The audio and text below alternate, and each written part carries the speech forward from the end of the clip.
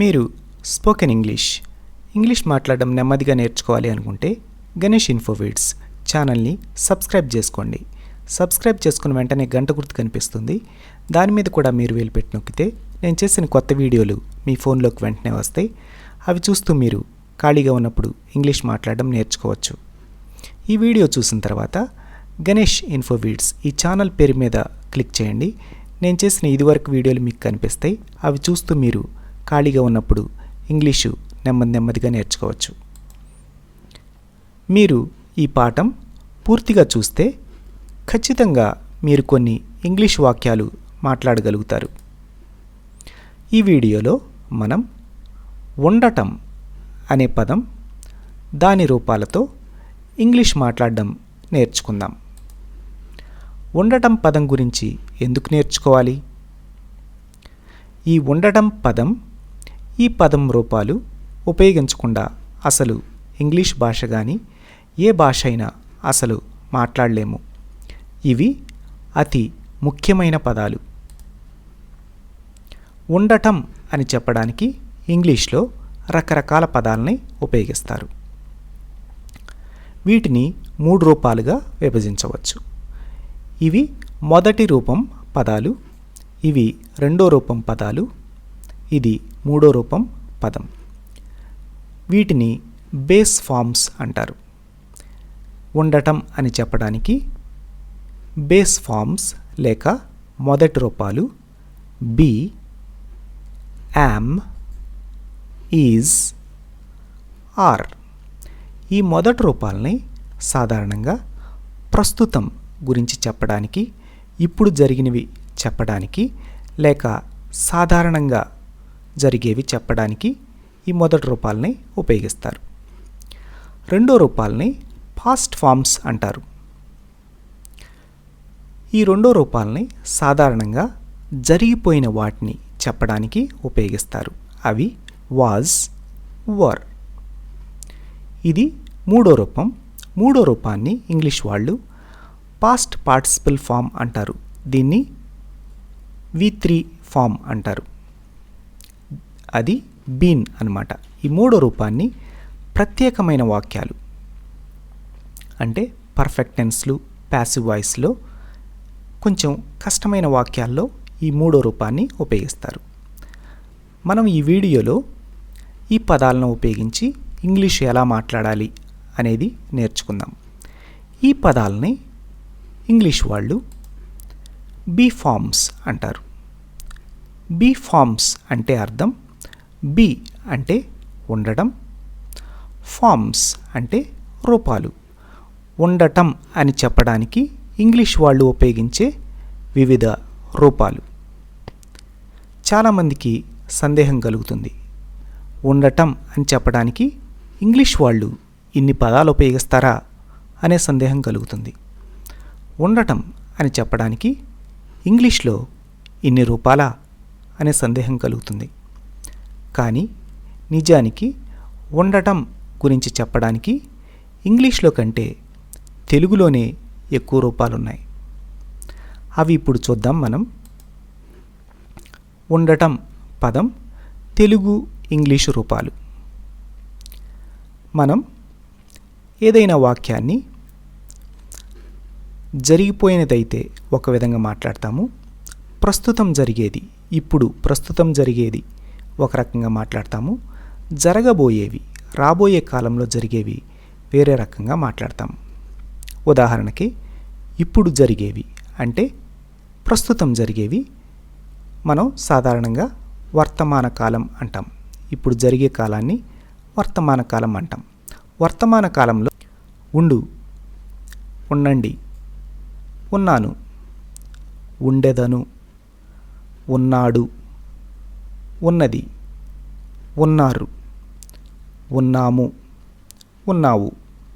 ఇవి వర్తమాన కాలంలో ఉండటం గురించి తెలుగులో ఉపయోగించే పదాలు. ఇంగ్లీష్ వాళ్ళు వర్తమాన కాలంలో ఉండటం గురించి చెప్పడానికి 4 పదాలు ఉపయోగిస్తారు. Be, am, is, are. అదేవిధంగా జరిగిపోయిన వాటిని గురించి చెప్పడానికి మనకు తెలుగులో ఉండటం గురించి ఉపయోగించే రూపాలు ఉంటిని, ఉండేవాడు, ఉండేవారు, ఉండేది, ఉండిరి, ఉంటిరి అంటారు కొంతమంది, ఉంటిమి, ఉండెను. మనం తెలుగులో జరిగిపోయిన వాటిని చెప్పడానికి ఉండడం గురించి ఉపయోగించే పదాలు ఇవి. కానీ ఇంగ్లీష్ వాళ్ళు ఈ అన్ని పదాలకు కూడా రెండు పదాలు ఉపయోగిస్తారు. వాజ్, వర్. ఈ జరిగిపోయిన కాలాన్ని మనం తెలుగులో భూతకాలం అంటాం. ఇంగ్లీష్ వాళ్ళు పాస్ట్ టెన్స్ అంటారు. జరగబోయేవి, రాబోయే కాలం. జరగబోయే కాలాన్ని భవిష్యత్తు కాలం. భవిష్యత్తు కాలంలో ఉండడం గురించి తెలుగులో ఉపయోగించే పదాలు ఉండబోతున్నాను, ఉండబోతున్నాడు, ఉండబోతుంది, ఉండబోతున్నాము, ఉండబోతున్నారు. ఇలా రకరకాలుగా మనం తెలుగులో భవిష్యత్తులో ఉండటం గురించి మాట్లాడతాం.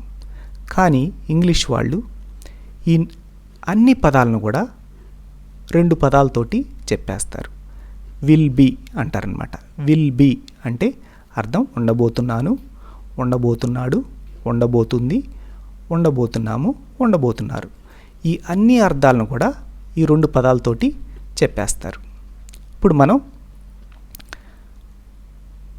కొన్ని పదాలు వాటిని ఉపయోగించి ఇంగ్లీష్లో ఎలా మాట్లాడాలో నేర్చుకుందాం. మొదటి పదం బీ. బీ అంటే సాధారణంగా అర్థం ఉండు, ఉండండి అని ఎదుటి వాళ్ళకి చెప్పడం. ఇది ఒక రకమైన ఉపయోగం అన్నమాట. బీ అంటే ఉండు, ఉండండి. సందర్భం సాధారణంగా ఇప్పుడు అంటే ప్రస్తుతం జరిగి చెప్పేటప్పుడు సాధారణంగా. కొన్ని వాక్యాలు చూస్తే మీకు సులభంగా అర్థమవుతుంది. ఇది బీ అనేది ఎదుటి వాళ్ళకి చెప్పడం అన్నమాట. అంటే జాగ్రత్తగా ఉండండి, మంచిగా ఉండండి అలా చెప్పే వాక్యాల్లో ఈ బీ అనేది ఉండు లేక ఉండండి అనే చెప్పడాన్ని సూచిస్తుంది. కొన్ని వాక్యాలు చూద్దాం. ఈ బీని ముఖ్యంగా గుర్తుపెట్టుకోవాల్సింది ఇప్పుడు లేక వర్తమాన కాలంలో, ప్రస్తుత కాలంలో ఇప్పుడుకి సాధారణంగా జరిగే వాటికి ఉపయోగిస్తారు. ఇప్పుడు ఎదుటి వాళ్ళకి చెప్పే కొన్ని వాక్యాలు చూద్దాం. ఇక్కడ ఉండు, అక్కడ ఉండండి, అక్కడ ఉండు. ఇవి ఇప్పుడు తోటి సందర్భం అన్నమాట. ఇక్కడ ఉండు అంటే ఇప్పుడు ఇక్కడ ఉండు అని చెప్పడం. అక్కడ ఉండు అని మనం ఎదుటి వాళ్ళకి చెప్తూ ఉంటాం. ఇలాంటి వాక్యాలు మాట్లాడాలి అంటే మనకి బీ అనే పదం ఉపయోగపడుతుంది. అంతేకాకుండా జాగ్రత్తగా ఉండు, ధైర్యంగా ఉండు అని చెప్తూ ఉంటాం. జాగ్రత్తగా ఉండు అంటే సందర్భం వచ్చేసేసి ఇప్పుడు కాదు, సాధారణంగా జాగ్రత్తగా ఉండు అని అర్థం. ధైర్యంగా ఉండు అంటే ఇప్పుడు ధైర్యంగా ఉండాలా, కాదు, సాధారణంగా ధైర్యంగా ఉండు అని ఎదుటి వాళ్ళకి చెప్పడం. అంటే బీని ఇప్పుడు సందర్భానికి, సాధారణంగా ఎదుటి వాళ్ళని ఎలా ఉండు అని చెప్పే సందర్భానికి బీ అనే పదం ఉపయోగపడుతుంది. ఈ వాక్యాలని మనం ఇంగ్లీష్లో ఎలా మాట్లాడాలో నేర్చుకుందాం. ఇక్కడ ఉండు అని ఇంగ్లీష్లో అనాలంటే బీ హియర్ అనాలి. బీ అంటే ఉండు, హియర్ అంటే ఇక్కడ. ఇది ఎదుటి వాళ్ళకి చెప్పే సందర్భం అన్నమాట. ఎదుటి వాళ్ళకి మనం చెప్పాలి, ఎక్కడ ఉండు అనాలి. ఇంగ్లీష్లో అనాలంటే బీ హియర్ అనాలి. అదే మనం గౌరవంగా తెలుగులో మాట్లాడేటప్పుడు ఎక్కడ ఉండండి అంటాం. దీన్ని కూడా ఇంగ్లీష్లో బీ హియర్ అనాలి. బీ హియర్ అంటే ఇక్కడ ఉండు అని అర్థం వస్తుంది, ఇక్కడ ఉండండి అని గౌరవంగా చెప్పడం వస్తుంది. నువ్వు ఇక్కడ ఉండు అని చెప్పాలి. మీ స్నేహితుడికి నువ్వు ఇక్కడ ఉండు అని ఇంగ్లీష్లో చెప్పాలి. యూ బీ హియర్ అనాలన్నమాట. యూ అంటే నువ్వు, బీ అంటే ఉండు, హియర్ అంటే ఇక్కడ. యూ బీ హియర్ అంటే నువ్వు ఇక్కడ ఉండు అని చెప్పడం అన్నమాట. మీరు ఇక్కడ ఉండండి అనాలన్నా కానీ యూ బీ హియర్ అనాలన్నమాట. ఇంగ్లీష్లో యు అంటే నీవు అని వస్తుంది, మీరు అని వస్తుంది అన్నమాట. ఇక్కడ ఉండవద్దు అని ఇంగ్లీష్లో ఎలా చెప్పాలి? ఈ వద్దు అనేదాన్ని ఇంగ్లీష్లో డోంట్ అంటారు. ఇక్కడ ఉండవద్దు అని ఇంగ్లీష్లో అనాలంటే డోంట్ బీ హియర్ అనాలన్నమాట. ఇది కూడా ఎదుటి వాళ్ళకి చెప్పే వాక్యం అన్నమాట. ఇక్కడ ఉండవద్దు అని ఇంగ్లీష్లో చెప్పాలంటే డోంట్ బీ హియర్ అనాలి. అక్కడ ఉండు అనాలంటే ఇంగ్లీష్లో బీ దేర్ అనాలి. బీ అంటే ఉండు, దేర్ అంటే అక్కడ. బీ దేర్ అంటే అక్కడ ఉండు. ఇది కూడా ఎదుటి వాళ్ళకి చెప్పే వాక్యం. నువ్వు అక్కడ ఉండు అనాలంటే నువ్వుని యు అంటారు. యు బీ దేర్ అంటారనమాట. యు బీ దేర్ అంటే నువ్వు అక్కడ ఉండు. మీరు అక్కడ ఉండండి అని గౌరవంతో అనాలన్నా కానీ యు బీ దేర్ అని అనొచ్చు. అక్కడ ఉండవద్దు అని ఇంగ్లీష్లో అనాలంటే డోంట్ బీ దేర్ అనాలి. డోంట్ అంటే వద్దు, బీ అంటే ఉండడం, దేర్ అంటే అక్కడ. డోంట్ బీ దేర్ అంటే అక్కడ ఉండవద్దు అని ఎదుటి వాళ్ళకి చెప్పడం. జాగ్రత్తగా ఉండు అని ఎదుటి వాళ్ళకి చెప్పాలంటే బీ కేర్ఫుల్ అనాలి. బీ అంటే ఉండు, కేర్ఫుల్ అంటే జాగ్రత్తగా. బీ కేర్ఫుల్ అంటే జాగ్రత్తగా ఉండు అని చెప్పడం. నువ్వు జాగ్రత్తగా ఉండు అని చెప్పాలంటే యు బీ కేర్ఫుల్ అనాలి. యు బీ కేర్ఫుల్ అంటే నువ్వు జాగ్రత్తగా ఉండు. మీరు జాగ్రత్తగా ఉండండి అనాలన్నా కానీ యు బీ కేర్ఫుల్ అనాలి. యు బీ కేర్ఫుల్ అంటే అర్థం మీరు జాగ్రత్తగా ఉండండి అని కూడా వస్తుంది. ఈ బీ అనేది ఉండు అనేది చూపిస్తుంది కదా. ఈ బీ అనే పదాన్ని భవిష్యత్తులో జరగబోయే వాటిని చెప్పడానికి కూడా భవిష్యత్తులో ఉండడాన్ని చెప్పడానికి ఉపయోగపడుతుంది. భవిష్యత్తులో అంటే ఏంటి? సాధారణంగా రేపు, ఎల్లుండి. రేపుని ఇంగ్లీష్లో టుమారో అంటారు. ఎల్లుండిని డే ఆఫ్టర్ టుమారో అంటారు. వచ్చే వారం ఇంగ్లీష్లో నెక్స్ట్ వీక్ అంటారు. వచ్చే నెల నెక్స్ట్ మంత్ అంటారు. వచ్చే సంవత్సరం నెక్స్ట్ ఇయర్. ఈ పదాలన్నీ కూడా భవిష్యత్తుని చూపిస్తున్నాయి. భవిష్యత్తులో నేను అక్కడ ఉండబోతున్నాను అని చెప్పాలంటే విల్ బీ అనే రెండు పదాలని ఉపయోగిస్తారనమాట. విల్ బీ అంటే అర్థం ఉండబోతున్నాను, ఉండబోతున్నాడు, ఉండబోతుంది, ఉండబోతున్నాము, ఉండబోతున్నారు. వీటన్నిటిని కూడా ఇంగ్లీష్ వాళ్ళు విల్ బీ అనే రెండు పదాలతోటి చెప్పేస్తారనమాట. అట్లా భవిష్యత్తులో ఉండబోతున్నాను, ఈ భవిష్యత్తు పదాలన్నీ చెప్పేటప్పుడు ఈ బీ అనే పదం ఉపయోగపడుతుందన్నమాట. ఇంగ్లీష్లో మనం కొన్ని వాక్యాలు మాట్లాడాలి అంటే కొన్ని పదాలు మనకి తెలిసి ఉండాలి. నేనుని ఐ అంటారు. ఇది ఏకవచనం. ఏకవచనం అంటే ఒకటిని సూచించేది. ఇంగ్లీష్ వాళ్ళు సింగులర్ అంటారు. నువ్వు, మీరు, నీకు, మీకు, నిన్ను, మిమ్మల్ని ఈ అన్ని పదాలను కూడా ఇంగ్లీష్ వాళ్ళు యు అంటారు.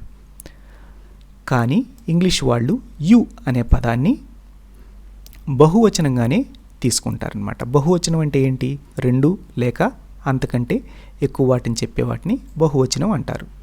ఇంగ్లీష్ వాళ్ళు ఈ బహువచనాన్ని ప్లోరల్ అంటారు. యు అనే పదాన్ని ఎప్పుడైనా వాళ్ళు బహువచనంగానే తీసుకుంటారనమాట.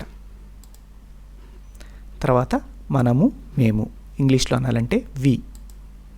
ఇది కూడా బహువచనం. మనం అంటే రెండు అంతకంటే ఎక్కువ కాబట్టి వి అనే పదం బహువచనం. వాళ్ళు, వారు, అవి ఇంగ్లీష్లో ఈ మూడు పదాలను కూడా దే అంటారు. దే అనే పదం కూడా బహువచనం. మనం కొన్ని వాక్యాలు మాట్లాడాలి అంటే అది ఏకవచనమా బహువచనమా అనేది తెలిసి ఉండాలి. దాని ప్రకారం పక్కన సరైన పదం ఉపయోగించాలన్నమాట. అతడు, అతను, ఆయన, వాడు, వీడు వీటన్నిటిని కూడా హీ అంటారు. ఇది కూడా అతడు అనేది ఒకటి కాబట్టి ఏకవచనం. ఆమె అనేదాన్ని షీ అంటారు. ఇది కూడా ఏకవచనం. అది, ఇది, దానికి, దాన్ని ఈ 4 పదాలని ఇట్ అంటారు ఇంగ్లీష్లో. ఇది ఏకవచనం. ఇప్పుడు కొన్ని వాక్యాలని చూద్దాం. భవిష్యత్తులో ఉండటాన్ని చెప్పే కొన్ని వాక్యాలు చూద్దాం. నేను రేపు అక్కడ ఉండబోతున్నాను. నేను రేపు అక్కడ ఉండబోతున్నాను. ఉండబోతున్నాను అనేది భవిష్యత్తును చూపిస్తుంది. కానీ మనం స్వచ్ఛమైన తెలుగులో మాట్లాడాలంటే ఇలా మాట్లాడాలి. నేను రేపు అక్కడ ఉండబోతున్నాను. కానీ మనం మాట్లాడేటప్పుడు ఇలా మాట్లాడతాం. చాలామంది ఎట్లా మాట్లాడతారు, నేను రేపు అక్కడ ఉంటాను అంటారు. మేము రేపు అక్కడ ఉండబోతున్నాము. ఇదే వాక్యాన్ని మాట్లాడేటప్పుడు మేము రేపు అక్కడ ఉంటాము అంట మాట్లాడుతూ ఉంటాం. వాళ్ళు రేపు అక్కడ ఉండబోతున్నారు. దీన్ని వాళ్ళు రేపు అక్కడ ఉంటారు అట్లా మాట్లాడుతూ ఉంటాం. అతను రేపు అక్కడ ఉండబోతున్నాడు. అతను రేపు అక్కడ ఉంటాడు అని మాట్లాడతాం. ఆమె రేపు అక్కడ ఉండబోతుంది. ఆమె రేపు అక్కడ ఉంటుంది. ఇలా మాట్లాడతాం. అది రేపు అక్కడ ఉండబోతుంది. అది రేపు అక్కడ ఉంటుంది. స్వచ్ఛమైన తెలుగులో మాట్లాడాలి అంటే కరెక్ట్గా నిక్కచ్చిగా మాట్లాడాలి. భవిష్యత్తును గురించి మాట్లాడాలి అంటే ఈ వాక్యాలు ఉపయోగించాలి. కానీ మనం మాట్లాడేటప్పుడు ఈ వాక్యాలని నిక్కచ్చిగా మాట్లాడం, మార్చి మనం సులువుగా ఇలా మాట్లాడుతూ ఉంటాం. ఈ వాక్యం చెప్పాలన్నా ఇంగ్లీష్లో ఒకే రకంగా చెప్పాలన్నమాట. నేను రేపు అక్కడ ఉండబోతున్నాను అని ఇంగ్లీష్లో మాట్లాడాలి అంటే నేను అనేదాన్ని ఐ అంటారు. ఉండబోతున్నాను వాళ్ళు వెంటనే క్రియని తీసుకొని వచ్చేస్తారనమాట ఇంగ్లీష్ వాళ్ళు. ఐ విల్ బీ అంటే ఉండబోతున్నాను. దేర్ అంటే అక్కడ. టుమారో రేపు.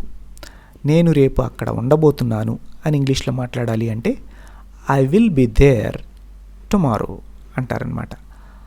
I will be there tomorrow.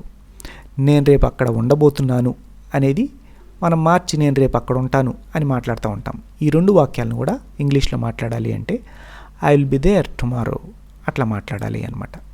ఇదేంది, మనం భవిష్యత్తు జరగబోయేది చెప్తున్నాం అనమాట. ఉండబోతున్నాను అనేది జరగబోయేది కాబట్టి విల్ బీ ఉపయోగిస్తే సరిపోతుందన్నమాట. మేము రేపు అక్కడ ఉండబోతున్నాము. We will be there tomorrow అనాలి. We will be there tomorrow అంటే మేము రేపు అక్కడ ఉండబోతున్నాము అని అర్థం. వాళ్ళు రేపు అక్కడ ఉండబోతున్నారు. వాళ్ళు అనేదాన్ని దే అంటారు అని నేర్చుకున్నాం కదా. They will be there tomorrow. They will be there tomorrow అనాలి. అంటే దాని అర్థం వాళ్ళు రేపు అక్కడ ఉండబోతున్నారు లేక వాళ్ళు రేపు అక్కడ ఉంటారు అని చెప్పడం అన్నమాట. అతను రేపు అక్కడ ఉండబోతున్నాడు. అతనుని హీ అంటారు. He will be there tomorrow అనాలన్నమాట. He will be there tomorrow అంటే అతను రేపు అక్కడ ఉండబోతున్నాడు. దీన్ని మనం ఎట్లా మాట్లాడతాం, అతను రేపు అక్కడ ఉంటాడు ఎట్లా మాట్లాడుతూ ఉంటాం.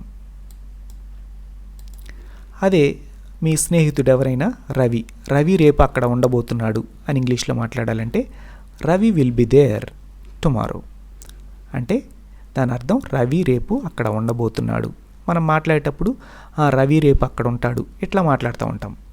ఈ 2 వాక్యాలను కూడా ఇంగ్లీష్లో మాట్లాడాలి అంటే 2 వాక్యాలు మనం భవిష్యత్తుని గురించి చెప్పబోతున్నాం కాబట్టి విల్ బీ ఉపయోగించాలన్నమాట. Ravi will be there tomorrow ఇట్లా మాట్లాడాలి. ఆమె రేపు అక్కడ ఉండబోతుంది అని ఇంగ్లీష్లో అనాలంటే ఆమెని షీ అంటారు. She will be there tomorrow అనాలి. She will be there tomorrow. అన్ని పదాలకు కూడా భవిష్యత్తు గురించి చెప్పడానికి ఇంగ్లీష్ వాళ్ళు విల్ బీ, భవిష్యత్తులో ఉండబోతుంది, ఉండబోతున్నారు, ఉండబోతున్నాడు అన్నిటికి కూడా వాళ్ళు విల్ బీ ఉపయోగిస్తారు. లత రేపు అక్కడ ఉండబోతుంది అని ఎవరన్నా మీ స్నేహితురాలు గురించి చెప్పాలి. ఇంగ్లీష్లో చెప్పాలంటే లత విల్ బి దేర్ టుమారో అనాలన్నమాట. అంటే పేర్లు కూడా భవిష్యత్తులో మనుషులు ఉండబోతున్నారు కాబట్టి విల్ బి ఉపయోగించవచ్చు. అది రేపు అక్కడ ఉండబోతుంది, అది రేపు అక్కడ ఉంటుంది అని చెప్పాలన్నా కానీ అదిని ఇట్ అంటారు కదా, it will be there tomorrow. It will be there tomorrow అని మాట్లాడచ్చు. తర్వాత రెండో పదం యామ్. యామ్ అంటే అర్థం ఉన్నాను, ఉండుదును, అయి ఉన్నాను. ఈ 3 అర్థాలు వస్తాయి అన్నమాట. యామ్ అనే పదాన్ని ఐ అనే పదం తర్వాతే ఉపయోగించాలన్నమాట. ఐ అంటే నేను, ఐ యామ్ అని ఇంగ్లీష్ వాక్యాన్ని మొదలుపెట్టి మాట్లాడాలి. ఐ యామ్ అంటే నేను ఉన్నాను, నేను ఉండుదును, నేను అయి ఉన్నాను అనే అర్థం వస్తుందన్నమాట. యామ్ని సాధారణంగా ఇప్పుడుకి కానీ సాధారణమైన సందర్భంలో మాట్లాడడానికి ఉపయోగపడుతుంది. కొన్ని వాక్యాలు చూద్దాం. ఇక్కడ మనం గుర్తుపెట్టుకోవాల్సింది, యామ్ అనే పదం వర్తమాన కాలంలో అంటే ప్రస్తుతం చెప్పడానికి, అంటే ఇప్పుడు, నౌ, ఇప్పుడు జరిగే వాటిని చెప్పడానికి, సాధారణమైన వాటిని చెప్పడానికి, సాధారణంగా అనేదాన్ని ఇంగ్లీష్లో ఇన్ జనరల్ వాటిని చెప్పడానికి యామ్ ఉపయోగిస్తారు. యామ్ అనే పదం ముఖ్యంగా మన గురించి మనం చెప్పేటప్పుడు ఉపయోగపడుతుందన్నమాట. నేను ఇక్కడ ఉన్నాను, నేను ఇంట్లో ఉన్నాను, నేను ఒక విద్యార్థిని, నేను ఒక ఇంటి ఇల్లాలుని, ఇలా మన గురించి మనం చెప్పుకునేటప్పుడు యామ్ అనే పదం ఉపయోగపడుతుంది. నేను ఇక్కడ ఉన్నాను అని ఇంగ్లీష్లో మాట్లాడాలంటే ఐ యామ్ హియర్ అనాలి. ఐ అంటే నేను, యామ్ అంటే ఉన్నాను, హియర్ అంటే ఇక్కడ. ఐ యామ్ హియర్ అంటారనమాట ఇంగ్లీష్లో. దాని అర్థం నేను ఇక్కడ ఉన్నాను అని అర్థం. సందర్భం వచ్చేసేసి ఇప్పుడు, నేను ఇప్పుడు ఇక్కడ ఉన్నాను అనాలంటే I am here. I am here now అంటే ఇప్పుడు. ఐ యామ్ హియర్ అంటే అర్థం నేను ఇక్కడ ఉన్నాను అని. నేను ఇంటి వద్ద ఉన్నాను అని ఇంగ్లీష్లో ఎలా చెప్పాలి? ఐ యామ్ ఎట్ హోమ్ అనాలి. ఐ అంటే నేను, యామ్ అంటే ఉన్నాను, ఎట్ అంటే వద్ద, హోమ్ అంటే ఇల్లు. ఐ యామ్ ఎట్ హోమ్ అనాలి. అంటే దాని అర్థం నేను ఇంటి వద్ద ఉన్నాను. సందర్భం ఏంటిది? ఇప్పుడు, ప్రస్తుతం. నేను ఒక విద్యార్థిని అని ఇంగ్లీష్లో చెప్పాలంటే I am A student. I am A student అని చెప్పచ్చు అనమాట. అంటే మన వృత్తి, మనం ఎవరు అని చెప్పడానికి యామ్ అనేది చాలా ఉపయోగపడుతుంది అనమాట. నేను డాక్టర్ని అని చెప్పాలంటే ఇంగ్లీష్ వాళ్ళు అలా చెప్తారంటే ఐ యామ్ ఏ డాక్టర్ అంటారు. అదేవిధంగా నేను ఒక ఉపాధ్యాయుడిని అని ఇంగ్లీష్లో చెప్పాలంటే ఐ యామ్ ఏ టీచర్. అట్లా మన గురించి మన వృత్తి ఏంటిది అని చెప్పడానికి యామ్, ఐ యామ్ తోటి వాక్యం మొదలుపెట్టి మనం ఏదైతే అది చివర మనం పెట్టాలన్నమాట. ఐ యామ్ ఏ స్టూడెంట్ అంటే నేను ఒక విద్యార్థిని. ఇక్కడ యామ్ అంటే అర్థం అయి ఉన్నాను అని వస్తుందన్నమాట. ఇదేంటిది? ఇప్పుడా అంటే సాధారణంగా, ఇప్పుడే కాదు సాధారణంగా మన వృత్తి అది, అందుకొని యామ్ ఉపయోగించాలన్నమాట. నేను ఒక ఇంటి ఇల్లాలుని అని ఇంగ్లీష్లో చెప్పాలంటే I am a housewife అనాలన్నమాట. I am a housewife అంటే నేను ఒక ఇంటి ఇల్లాలుని అని అర్థం అనమాట. ఇక్కడ యామ్ అంటే అర్థం అయి ఉన్నాను. ఇది మన తెలుగు వాక్యంలో కనపడదు. అంటే సాధారణంగా ఇప్పుడే కాదు, ఇప్పుడే హౌస్ వైఫా, ఇప్పుడే ఇంటి ఇల్లాలా అని కాదు, సాధారణంగా మీరు ఇంటి ఇల్లాలు కాబట్టి I am a house wife అని చెప్పచ్చు అనమాట. యామ్, ఈ పదాలన్నీ ప్రత్యేకమైన పదాలు అన్నమాట, ఉండటం గురించి చెప్పే పదాలు. Be, am, is, was, were, been, here, అవన్నీ కూడా ప్రత్యేకమైన పదాలు. ఇవి కొన్ని వాక్యాల్లో క్రియలుగా పనిచేసి ఉండటం గురించి చెప్తాయి. కొన్ని వాక్యాల్లో వేరే క్రియకి సహాయం చేస్తూ ఉంటాయి అన్నమాట. ఉదాహరణకి ఈ వాక్యం తీసుకున్నట్టయితే ఐ యామ్ గోయింగ్ అంటే దాని అర్థం ఏంటంటే నేను వెళుతూ ఉన్నాను. ఈ వాక్యంలో వెళ్ళడం అనేది ముఖ్యమైన క్రియ. ఈ క్రియకి సహాయం చేస్తూ ఉండి జరుగుతూ ఉండే వాటిని చెప్తూ ఉంటాయి అన్నమాట కొన్ని వాక్యంలో. అది మనం జాగ్రత్తగా గుర్తుపెట్టుకోవాలి. ఇప్పుడు ఉండటం, ఈ బీ ఫార్మ్స్ అన్నీ కూడా కొన్ని వాక్యాల్లో ముఖ్యమైన క్రియలుగా ఉంటాయి, కొన్ని వాక్యాల్లో వేరే క్రియలకి సహాయం చేస్తూ ఉంటాయి అన్నమాట. అందుకనే ఇవి ఇంగ్లీషు భాషలో చాలా ప్రత్యేకమైన పదాలు.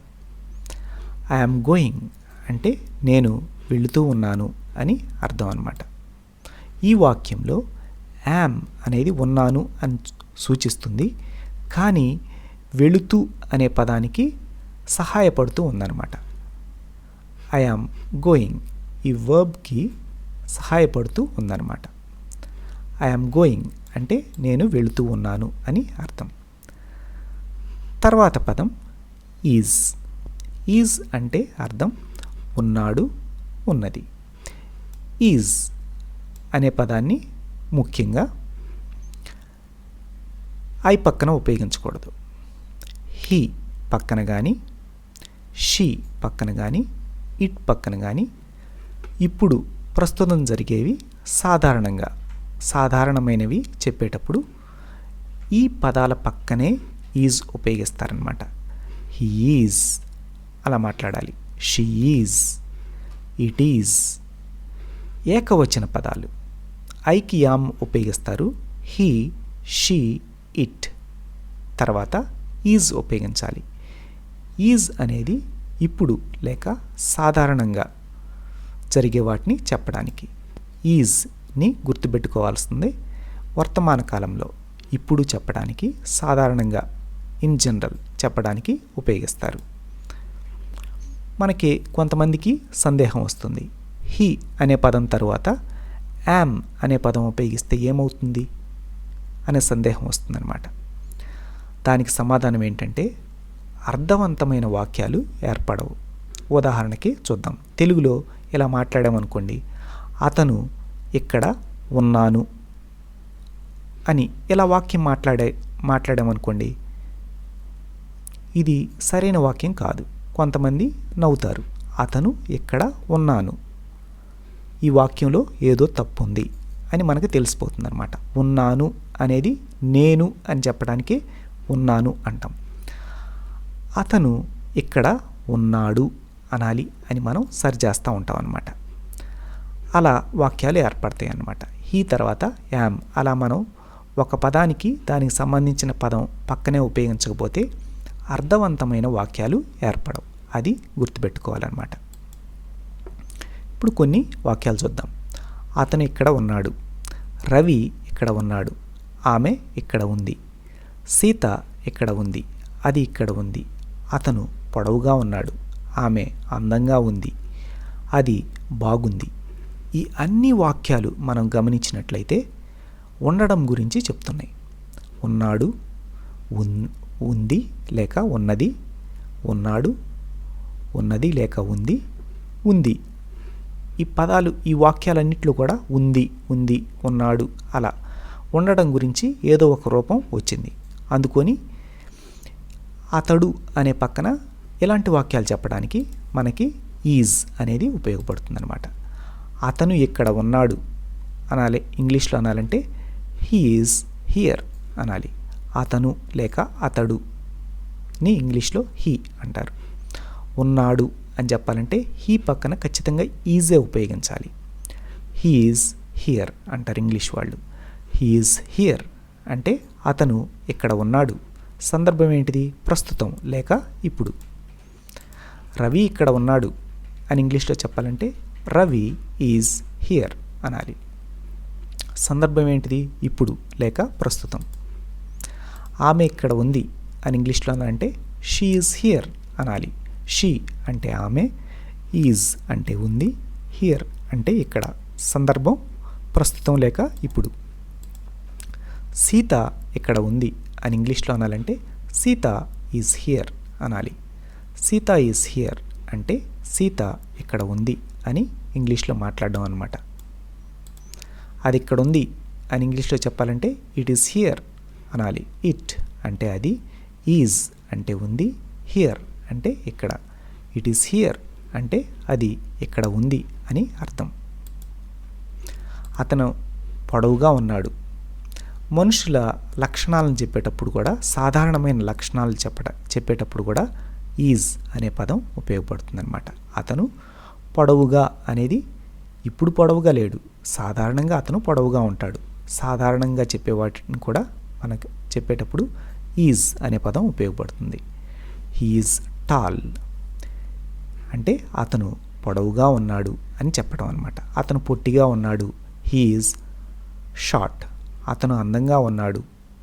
ఇలా ఒక వ్యక్తి లక్షణాలు చెప్పేటప్పుడు హీ ఈజ్ హ్యాండ్సమ్, అట్లా ఈజ్ అనే పదం ఉపయోగపడుతుంది అనమాట. ఆమె అందంగా ఉంది అని ఇంగ్లీష్లో చెప్పాలంటే షీ ఈజ్ బ్యూటిఫుల్ అనాలి. షీ అంటే ఆమె, ఈజ్ అంటే ఉంది, బ్యూటిఫుల్ అంటే అందంగా. అంటే మనుషుల లక్షణాలను చెప్పేటప్పుడు కూడా, సాధారణమైన లక్షణాలు చెప్పేటప్పుడు కూడా ఈజ్ అనే పదం ఉపయోగపడుతుంది. షీ ఈజ్ బ్యూటిఫుల్ అంటే ఆమె అందంగా ఉంది అని అర్థం అన్నమాట. ఇప్పుడు అందంగా ఉందా అంటే కాదు, ఇది సాధారణమైన లక్షణం అన్నమాట. అది బాగుంది, అది బాగా ఉంది అని ఇంగ్లీష్లో చెప్పాలంటే ఇట్ ఈజ్ గుడ్.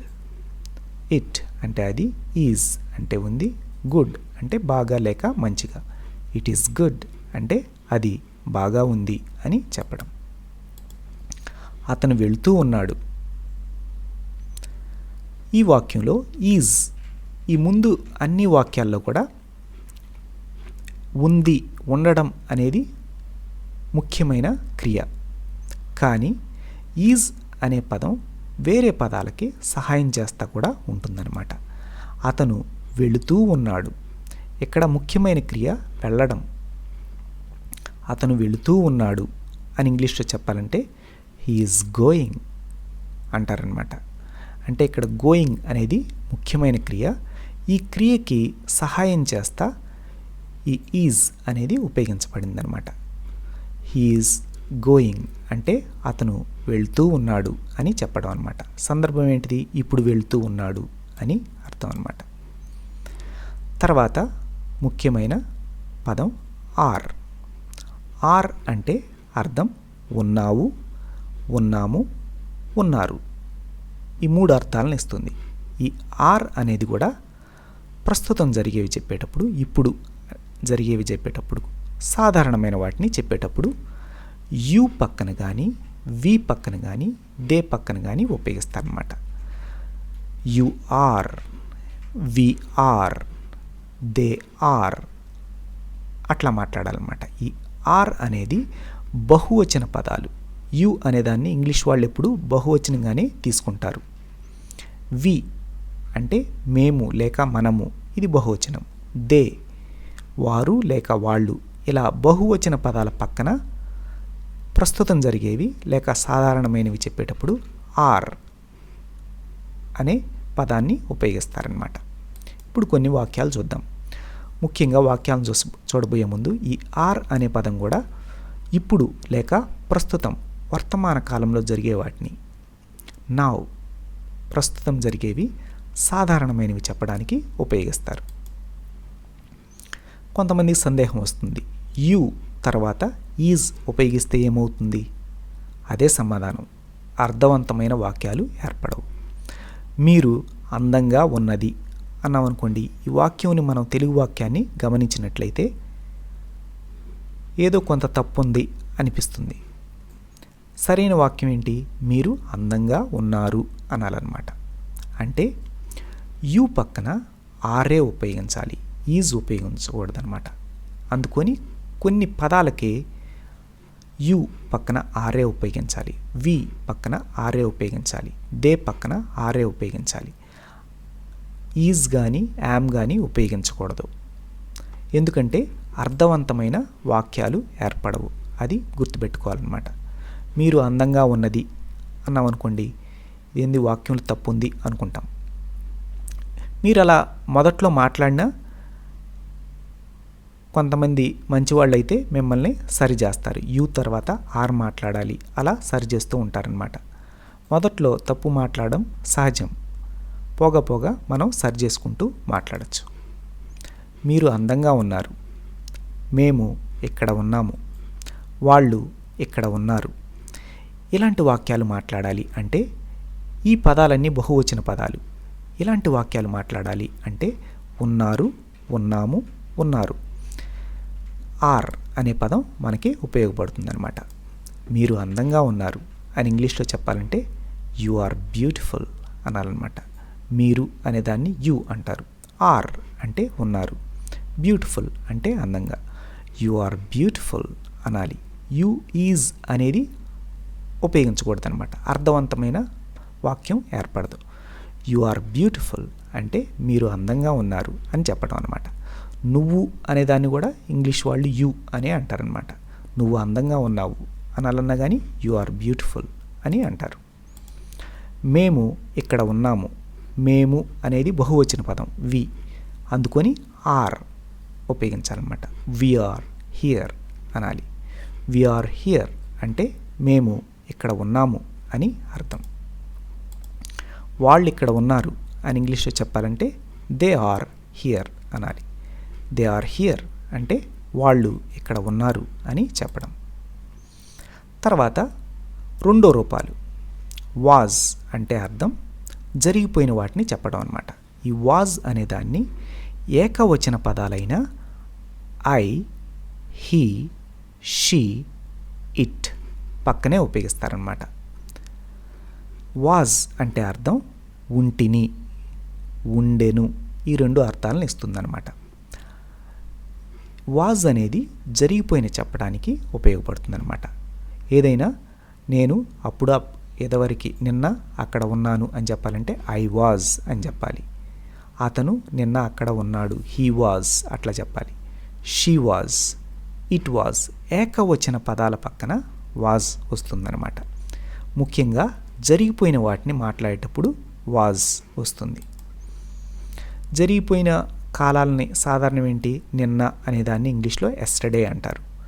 మొన్న అనేదాన్ని డే బిఫోర్ ఎస్టర్డే. పోయిన వారం ఇంగ్లీష్లో లాస్ట్ వీక్ అంటారు. పోయిన నెల ఇంగ్లీష్లో అనాలంటే లాస్ట్ మంత్. పోయిన సంవత్సరం లేక నిరుడు అంటారు కొంతమంది తెలుగు వాళ్ళు. లాస్ట్ ఇయర్ అంటారు ఇంగ్లీష్లో. ఈ అన్ని పదాలు కూడా జరిగిపోయిన వాటిని సూచిస్తున్నాయి. జరిగిపోయిన వాటిని చెప్పడానికి ఏకవచన పదాలకి వాజ్ ఉపయోగిస్తారనమాట. కొన్ని వాక్యాలు చూద్దాం. జరిగిపోయిన చెప్పే కొన్ని వాక్యాలు. నేను నిన్న అక్కడ ఉంటిని.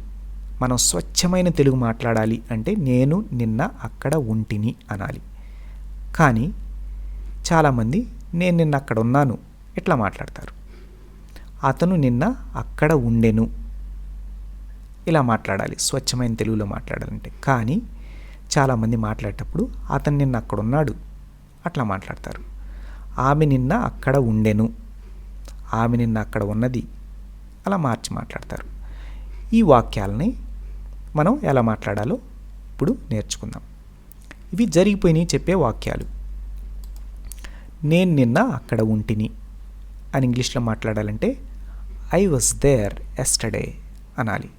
ఐ అంటే నేను, వాజ్ అంటే ఉంటిని, దేర్ అంటే అక్కడ, ఎస్టర్డే అంటే నిన్న. ఐ వాజ్ దేర్ ఎస్టర్డే అంటే నేను నిన్న అక్కడ ఉంటిని అని అర్థం. కానీ మనం మాట్లాడేటప్పుడు ఈ వాక్యాన్ని ఎలా మాట్లాడతాం? నేను నిన్న అక్కడ ఉన్నాను ఎట్లా మాట్లాడతాం? ఈ రెండు వాక్యాలను కూడా ఇంగ్లీష్లో ఇలా చెప్పచ్చు. ఐ వాజ్ దేర్ ఎస్టర్డే అని చెప్పచ్చు అనమాట. అంటే జరిగిపోయే వాటిని చెప్పడానికి ఐ పక్కన వాజ్ ఉపయోగించాలి. అతను నిన్న అక్కడ ఉండెను అనాలంటే హీ వాజ్ దేర్ ఎస్టర్డే అనాలి. హీ వాజ్ దేర్ ఎస్టర్డే అంటే అర్థం అతను నిన్న అక్కడ ఉండెను అని అర్థం. ఈ వాక్యాన్ని అతను నిన్న అక్కడ ఉన్నాడు అని మాట్లాడతాం. జరిగిపోయింది కాబట్టి హీ తర్వాత వాజ్ ఉపయోగించాలి. హీ వాజ్ దేర్ ఎస్టర్డే అంటే అతను నిన్న అక్కడ ఉండెను అని అర్థం. ఆమె నిన్న అక్కడ ఉండెను. She was there yesterday. ఇట్లా జరిగిపోయిన వాటన్నిటికీ వాజ్ ఉపయోగించాలి షీ పక్కన. వాజ్ కానీ వర్ కానీ. వాజ్ని ఏకవచనాల పక్కన, వర్ని బహువచనాల పక్కన ఉపయోగిస్తారనమాట. షీ వాజ్ దేర్ ఎస్టర్డే అంటే ఆమె నిన్న అక్కడ ఉండెను అని అర్థం. వర్. వర్ అనే పదాన్ని బహువచన పదాలు. బహువచన పదాలు ఏంటి? యు అంటే మీరు, వి అంటే మేము లేక మనము, దే వారు లేక వాళ్ళు. ఈ మూడు కూడా బహువచన పదాలు. వర్ అనే పదాన్ని కూడా జరిగిపోయిన వాటిని చెప్పడానికి ఉపయోగపడతాయి అన్నమాట. వర్ అంటే సాధారణంగా అర్థాలు ఉంటిరి, ఉంటిమి అని వస్తుందన్నమాట. You were, we were, they were, ఇలా వాక్యాలు మొదలుపెట్టి మాట్లాడాలన్నమాట. బహువచన పదాలు జరిగిపోయిన వాటిని చెప్పడానికి అనమాట. ఈ వర్ అనేదాన్ని కూడా జరిగిపోయిన వాటిని చెప్పడానికి బహువచన పదాల పక్కన ఉపయోగిస్తారనమాట. కొన్ని వాక్యాలు చూద్దాం. జరిగిపోయిన చెప్పే కొన్ని వాక్యాలు. మీరు నిన్న అక్కడ ఉంటిరి. దీన్ని ఎలా మాట్లాడతాం మనం సాధారణ భాషలో? మీరు నిన్న అక్కడ ఉన్నారు అంటాం. ఈ వాక్యం ఒక్కటే. మేము నిన్న అక్కడ ఉంటిమి, ఇది స్వచ్ఛమైన తెలుగు. కానీ మనం మాట్లాడేటప్పుడు మేము నిన్న అక్కడ ఉన్నాం అంటాం. వాళ్ళు నిన్న అక్కడ ఉంటిరి, దీన్ని మనం మార్చి వాళ్ళు నిన్న అక్కడ ఉన్నారు. ఇక్కడ మనం గమనించినట్లయితే అన్ని బహువచన పదాలతోటి మొదలవుతున్నాయి. జరిగిపోయింది చెప్తున్నాం అనమాట. నిన్న అనే పదం వచ్చింది కదా, జరిగిపోయింది చెప్తున్నాం. అప్పుడు బహువచన పదాల పక్కన ఈ వాక్యాలు మాట్లాడాలి అంటే వర్ ఉపయోగించాలన్నమాట. మీరు నిన్న అక్కడ ఉంటిరి, మీరు నిన్న అక్కడ ఉన్నారు అని ఇంగ్లీష్ చెప్పాలంటే యూ వర్ దేర్ ఎస్టర్డే అనాలన్నమాట. జరిగిపోయింది చెప్పేటప్పుడు బహువచనం పక్కన వర్ ఉపయోగించాలి. యూ వర్ దేర్ ఎస్టర్డే అంటే మీరు నిన్న అక్కడ ఉంటిరి, మీరు నిన్న అక్కడ ఉన్నారు అని అర్థం. మేము నిన్న అక్కడ ఉంటిమి, మేము నిన్న అక్కడ ఉన్నాము అని ఇంగ్లీష్లో చెప్పాలంటే we were there yesterday, we were there yesterday అని మాట్లాడాలన్నమాట.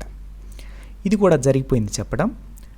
వి పక్కన వర్ ఉపయోగించాలి, వాజ్ ఉపయోగించకూడదు. వాజ్ ఎప్పుడైనా కానీ ఏకవచన పదం. అదేవిధంగా వాళ్ళు నిన్న అక్కడ ఉంటిరి అని ఇంగ్లీష్లో ఎలా మాట్లాడాలి? దే వర్ దేర్ ఎస్టర్డే అనాలి. ఇది కూడా జరిగిపోయింది చెప్పడం అన్నమాట. దే అనేది వాళ్ళుని సూచిస్తుంది. వాళ్ళు అనేది బహువచనం. బహువచనం పక్కన ఎప్పుడైనా కానీ వర్ ఉపయోగించాలి. దే వర్ దేర్ ఎస్టర్డే అంటే వాళ్ళు నిన్న అక్కడ ఉంటిరి. మనం దీన్ని ఎలా మాట్లాడతాం? వాళ్ళు నిన్న అక్కడ ఉన్నారు అని మాట్లాడతాం. తర్వాత మూడో రూపం బీన్ అనే పదాన్ని అన్ని పదాల పక్కన ఉపయోగించవచ్చు. ఏకవచనం పదాలైన ఐ, హీ, షీ, ఇట్, బహువచన పదాలైన యు, వి, దే అన్నిటి పక్కన బీన్ అనే పదాన్ని ఉపయోగించవచ్చు. కానీ బీన్ అనే పదాన్ని ప్రత్యేకమైన వాక్యాల్లో ఉపయోగిస్తారు. ఈ పదాల పక్కన నేరుగా పక్కన మాట్లాడకూడదు, మధ్యలో కొన్ని పదాలు వచ్చి చేరతాయి అన్నమాట. బీన్ అంటే అర్థం ఉంటిని, ఉండెను, ఉంటిరి, ఉంటిమి ఇలాంటి అర్థాలను ఇస్తుంది.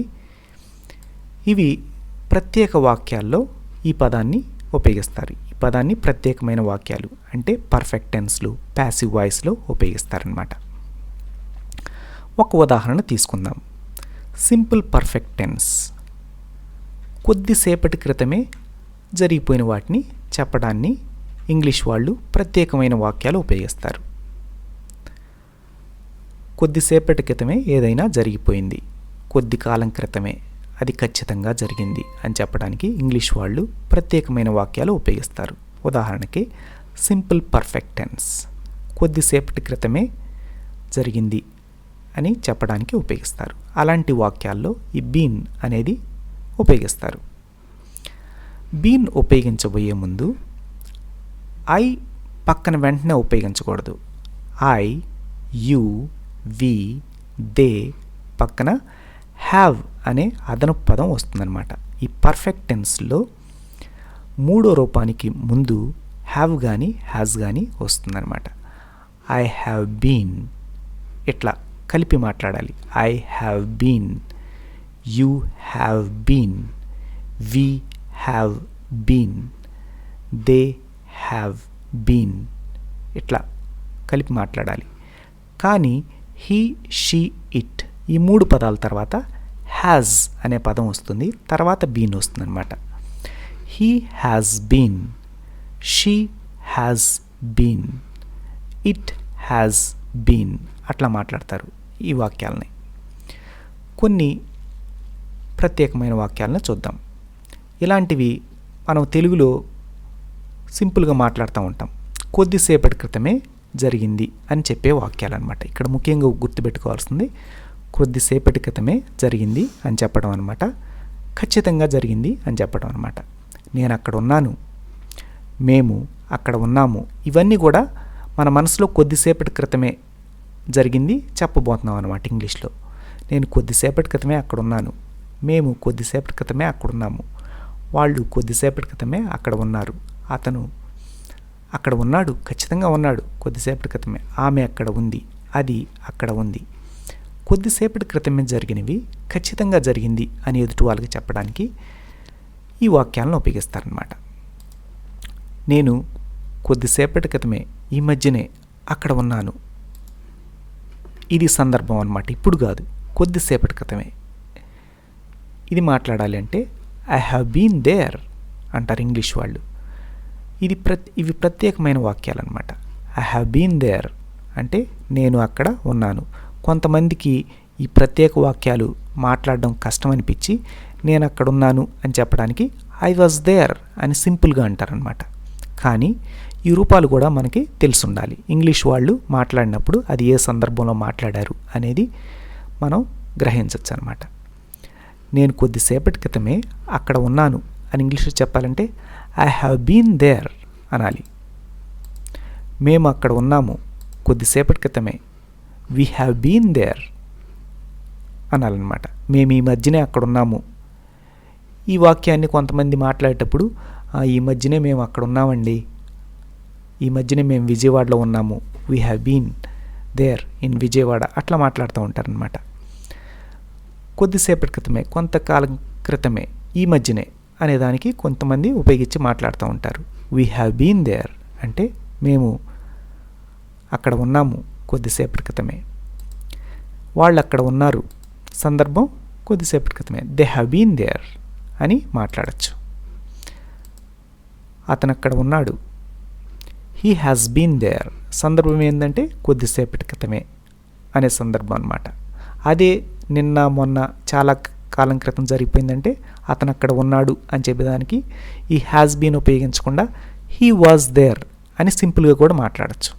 కొంతమంది ఈ కష్టమైన పదాలని, కష్టమైన వాక్యాలని మాట్లాడకుండా తెలిసిన పదాలతోటి మేనేజ్ చేసి ఇంగ్లీష్ వాళ్ళతో మాట్లాడతారు. అతను అక్కడ ఉన్నాడు అని చెప్పడానికి హీ వాజ్ దేర్ అని సింపుల్గా మాట్లాడుతూ ఉంటారనమాట. మనం ఖచ్చితంగా ప్రత్యేకమైన వాక్యాలతోటి సందర్భాన్ని బట్టి మనం మాట్లాడాలి అంటే పర్ఫెక్ట్ టెన్స్ల గురించి తెలియాలి. హీ హ్యాస్ బీన్ దేర్ అలా మాట్లాడచ్చు. రవి అక్కడ ఉన్నాడు కొద్దిసేపటి క్రితమే, he has been there, he has been there అని చెప్పచ్చు. ఆమె అక్కడ ఉంది, షీ హ్యాస్ బీన్ దేర్ అని మాట్లాడచ్చు. లత అక్కడ ఉంది, లత హ్యాస్ బీన్ దేర్ అంటే ఇక్కడ పేర్ల పక్కన కూడా హీ షీ ఇట్లే కాకుండా పేర్ల పక్కన కూడా హ్యాస్ అనే పదం వస్తుంది అనమాట. హ్యాస్ తర్వాతే బీన్ ఉపయోగించాలి. లత హ్యాస్ బీన్ దేర్ అంటే లత అక్కడ ఉంది కొద్దిసేపటి క్రితమే అని అర్థం. అది అక్కడ ఉంది, ఇట్ హ్యాస్ బీన్ దేర్ అని మాట్లాడచ్చు అనమాట. ఇలాంటి చిన్న చిన్న పదాలతోటి మీరు ఇంగ్లీష్ మాట్లాడడం నేర్చుకోవాలి అనుకుంటే గణేష్ ఇన్ఫోవిడ్స్ ఛానల్ని సబ్స్క్రైబ్ చేసుకోండి. ఇలాంటి చిన్న చిన్న వీడియోలు చూస్తూ మీరు సులభంగా ఇంగ్లీష్ మాట్లాడడం